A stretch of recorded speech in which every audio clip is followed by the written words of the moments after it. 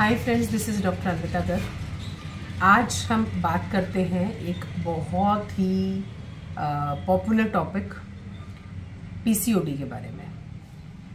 PCOD जो है वो आज के सिनारियो के अंदर हर लेडी किसी न किसी फॉर्म के अंदर उसको झेल रही है। 80 to 90% तो अनमैरिड गर्ल्स इसको झेल रही हैं एंड ऑलमोस्ट 70% 60% जो है वो इवन मैरिड वुमेन भी इस चीज़ को झेल रही है। पीसीओडी जैसा कि आपकी टर्म बताती है, that is the polycystic ovarian disease. हर महिला को माहवारी आती है, एक पर्टिकुलर पैटर्न होता है कि आपको हर महीने महीना आता है। वो साइकिल आपका 25 डेज से लेकर 35 डेज के बीच का हो सकता है।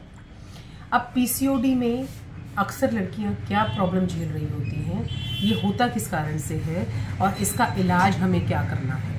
हम इसको 3 ही तरीकों से लेके चलते हैं। सबसे पहले आप कुछ लक्षणों पे ध्यान दीजिए कि अगर आपका वज़न बहुत कम खाने के बावजूद भी बढ़ता है, आपको पीरियड्स रेगुलर नहीं होते हैं, ख़ास तौर से वो माएँ परेशान रहती हैं कि हम अपनी लड़कियों को जब मेडिसिन देते हैं तो उनको पीरियड आ जाता है, अगर हम उनको दवाई नहीं देते हैं तो उनको पीरियड नहीं आता है। 2-2 3-3 महीने भी पीरियड्स नहीं आते हैं और जैसे हम दवाई दें उनको पीरियड आ जाता है। तो क्या ज़िंदगी भर इनको दवाई खानी पड़ेगी पीरियड्स लाने के लिए? या लड़कियों का वज़न बढ़ रहा है, उनकी गर्दन रूटीन से सामान्य से अलग कलर की दिखने लगी है, काली होने लगी है, फेस पे हेयर ग्रोथ होने लगी है, आलस बहुत ज़्यादा रहता है, या फिर पीरियड्स बहुत कम की तरफ भी आते हैं। मेडिसिन देने के बाद भी बहुत हल्के फुल्के पीरियड्स आते हैं, एक साइकिल ठीक आता है, उसके बाद फिर से गड़बड़ होने लग जाती है। सेकंड सिम्टम्स आते हैं मैरिड विमेन को कि उनको प्रेगनेंसी ठहरने में दिक्कत हो रही होती है। इसमें अनमैरिड भी काफ़ी चिंतित रहती हैं कि क्या शादी के बाद इनको प्रेगनेंसी ठहरने में परेशानी तो नहीं होगी, क्योंकि पीरियड्स ही ठीक से नहीं आ रहे हैं उनको। मैरिड विमेन के अंदर भी ये होता है कि आपकी ओबेसिटी, आपका मोटापा बढ़ रहा होता है, आपको पीरियड्स रेगुलर नहीं आ रहे होते हैं, आपको प्रेगनेंसी ठहरने में परेशानी होती है। क्योंकि जब भी आप डॉक्टर के पास जाती हैं कंसीव के लिए, बोलने के लिए, तो वो पहले तो आपको इस तरह की मेडिसिन दे देते हैं जिससे आपको प्रेगनेंसी नहीं होती है, लेकिन पीरियड्स आपके टाइम पे आना स्टार्ट हो जाते हैं। पर जैसे ही आप मेडिसिन छोड़ते हैं, पीरियड्स फिर से रेगुलर होने स्टार्ट हो जाते हैं। ये सारे जितने लक्षण होते हैं ये सब पीसीओडी के अंदर आते हैं। अब इसके अंदर बेसिकली होता क्या है कि ये एक मेटाबॉलिक डिसऑर्डर होता है आपका, कभी कभी जेनेटिक भी होता है, क्योंकि मेटाबॉलिक डिसऑर्डर्स भी जेनेटिकली आपके ट्रांसमिट होते हैं। तो मेटाबॉलिक डिसऑर्डर आप ये मान के चलिए, जहाँ पर भी आपका मेटाबॉलिज्म इन्वॉल्व हो जाता है तो वहाँ पर आपको सबसे पहले अपना लाइफस्टाइल और आपका आहार विहार, ये चीज़ें आपके पीसीओडी को बहुत बहुत मैटर करती हैं। ये आप देखिएगा कभी भी जब भी हम एक पर्टिकुलर लाइफस्टाइल लेडीज़ को बताते हैं विद मेडिसिन, तो उनको पीसीओडी में रिलीफ आना स्टार्ट हो जाता है। अब एक बहुत कॉमन क्वेश्चन ये निकल के आता है जो सभी अनमैरिड गर्ल्स भी पूछते हैं, विमेन भी, कि क्या आप मेरा पीसीओडी खत्म नहीं होगा कभी भी, या ये हमेशा के लिए ही बना रहेगा, या ये किसी एक मेडिसिन से खत्म नहीं हो जाता क्या? यहाँ पे मैं आपको एक चीज़ थोड़ा सा बता दूँ, क्योंकि आपकी बॉडी के मेटाबॉलिक डिसऑर्डर से संबंध रखता है, यानी कि आपके लाइफस्टाइल से, आपके जेनेटिक स्ट्रक्चर से, तो ऐसा नहीं होता है कि आप पीसीओडी हमेशा के लिए ख़त्म कर सकते हैं। आपको इसके साथ जीना होता है, लेकिन ये डेंजरस या इतना खतरनाक नहीं होता है कि आप डिप्रेस हो जाएं कि ओहो मुझे पीसीओडी हो गया, अब तो मुझे लाइफ लॉन्ग इसको झेलना। ऐसा नहीं होता है। सर्कमस्टेंशियली आपकी एज के हिसाब से, आपके लाइफस्टाइल के हिसाब से इसके सिम्टम्स कम होते चले जाते हैं, आप ठीक होते जाते हैं, और मेडिसिन से भी आपको बहुत हेल्प मिल जाती है। सबसे ज़्यादा तो आपको अपनी लाइफस्टाइल से हेल्प मिलती है। बट अगर आप ये सोच के जाते हैं किसी डॉक्टर के पास कि आज वो मुझे 3 महीने की मेडिसिन देगा तो मेरा पीसीओडी हमेशा के लिए ख़त्म हो जाएगा, ऐसा नहीं होता है। अब पीसीओडी के अंदर आपका लाइफस्टाइल कैसे मैटर करता है और मेडिसिन कैसे मैटर करती है। अगर आपके पीरियड्स हाईली इरेगुलर हैं, 2-2 3-3 महीने में आते हैं, आप वेट गेन कर रही हैं, तो उसमें पहले तो एक छोटे से सेट ऑफ टेस्ट होते हैं जो कि आपको पीसीओडी के लिए बताते हैं कि आप पीसीओडी से सफ़र कर रहे हैं कि नहीं। सबसे पहला जो टेस्ट है वो आपका AMH है, LH-FSH रेशो है आपकी, और साथ ही इंसुलिन फास्टिंग है।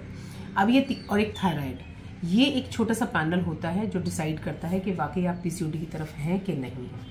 अगर आपका LH-FSH रेशो गड़बड़ है, आपका AMH बहुत ज़्यादा हो गया है, रूटीन की वैल्यू से भी बहुत ज़्यादा बढ़ा हुआ है, और आपका इंसुलिन फास्टिंग और PP भी बढ़ा हुआ है, तो डेफिनेटली आप पीसीओडी के अंदर आते हैं।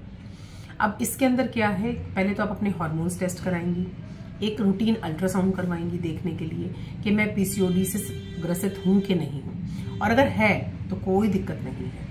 सबसे पहले आपका AMH लेवल वैसे ही डाउन आ जाएगा जैसे ही आपके हार्मोन्स कंट्रोल होने स्टार्ट होते हैं। इंसुलिन फास्टिंग आपका ज़्यादा होता है तो उस केस में आपको डाइटरी फैक्टर सारे रिस्ट्रिक्ट करके चलने पड़ते हैं। आप 2 से 3 चीज़ें हमेशा ध्यान रखिए अगर आपको PCOD से लड़ना है या आपको PCOD को मेंटेन करना है और विदाउट मेडिसिन भी इसको ठीक करना है। फर्स्ट ऑफ ऑल आपने 40 मिनट्स के लिए अपनी बॉडी को किसी भी तरह की मशक्क़त देनी है या फिजिकल एक्टिविटी आपको देनी ही देनी है।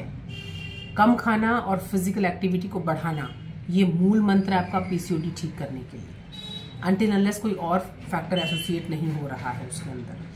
90% प्रॉब्लम आपकी PCOD की सिर्फ इसी चीज़ से सॉर्ट आउट हो जाती है जब आप थोड़ा कम खाते हैं। और साथ ही साथ कम खाने का मतलब भूखा रहना नहीं है, यहाँ पर आपने अपना इंसुलिन फास्टिंग मेंटेन करना है, आपको कार्ब्स कम लेने हैं, आपने जंक तो बिल्कुल बंद कर देना है। जितना भी आप मैदा, रिफाइंड और शुगर स्टार्च की चीज़ें खाते हैं वो तो आप अपनी लाइफ में से गायब ही कर दीजिए। कभी वंस इन अ वाइल क्या हुआ, साल में 1 या 2 बार आप कुछ आउटिंग पे कुछ खाना चाहती हैं तो that is a different thing. हमेशा हेल्दी ऑप्शंस की तरफ चाहिए।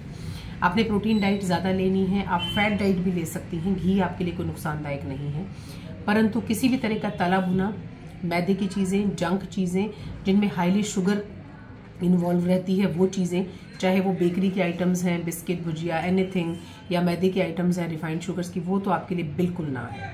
सेकंड चीज़, अपनी डाइट के अंदर फ्रूट और सलाद बढ़ाइए और फिजिकल एक्टिविटी बढ़ाइए। आप देखिए अनमैरिड गर्ल्स के अंदर क्योंकि पढ़ाई के कारण आजकल सिटिंग बहुत ज़्यादा है, फिजिकल एक्टिविटीज़ बिल्कुल नहीं है, लड़कियां खेलने कूदने बाहर तो जाती ही नहीं हैं, घरों में भी सारा दिन फ़ोन और पढ़ाई, तीसरी कोई चीज़ होती नहीं है, तो ये PCOD बहुत जल्दी कन्वर्जन में चला जाता है। तो इसीलिए इस बात का स्पेशली ध्यान रखिए कि आपने जो है बच्चों को फिजिकल एक्टिविटी, आप अपने बेटियों को भी, इनफैक्ट बेटों को भी आपने जितना फिजिकल एक्टिविटी में आप डाल सकते हैं, आप 10 बार उठाइए, किचन के 10 चक्कर लगवाइए उनसे। आप उनको बोलिए, यंग होती लड़की को, क्या वो अपने कपड़े खुद धो, कोई भी फिजिकल एक्टिविटी के अंदर जाए, अपना रूम साफ करे, 40 मिनट्स के लिए उसको सांस चढ़नी चाहिए, उसको फुल फिजिकल एक्टिविटी में डालिए। रिफाइंड चीज़ें सारी बंद कीजिए, घर में लानी बंद कीजिए, हेल्दी डाइट अपनाइए। और साथ ही इसमें कुछ पर्टिकुलर मेडिसिन होती हैं जो एक बार आपका PCOD कंट्रोल ले आती हैं, उसके बाद मेंटेन करना आपका अपना एफर्ट होता है उसके अंदर।